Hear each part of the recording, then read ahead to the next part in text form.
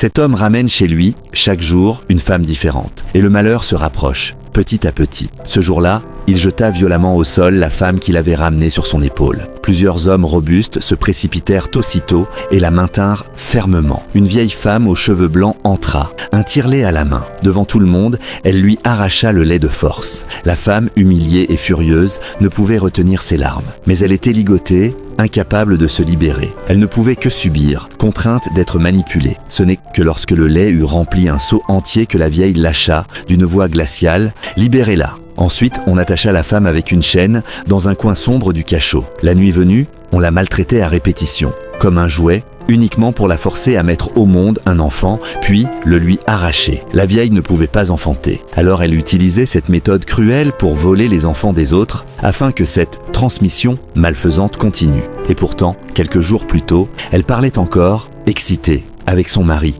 de l'avenir du bébé dans son ventre. Mais sur la route de montagne, la voiture perdit soudain le contrôle et s'écrasa contre un arbre. Ils n'étaient pas grièvement blessés, mais se retrouvèrent coincés dans un endroit désert, sans aucun réseau. Le mari aida sa femme à se relever. Tous deux suivirent un petit chemin à la recherche d'aide. Très vite, ils croisèrent un vieil homme au volant d'un pick-up. Au début, il ne voulait pas les prendre. Mais dès qu'il aperçut son ventre arrondi, un éclat étrange passa dans ses yeux. Puis il se retourna, feignant la bienveillance, et les invita à monter. À peine le véhicule avait-il démarré que la femme vit, au bord de la route, une petite fille en noir. Elle cligna des yeux et la silhouette avait disparu. Un frisson indescriptible s'insinua en elle, silencieusement. Le cauchemar de ce couple ne faisait que commencer.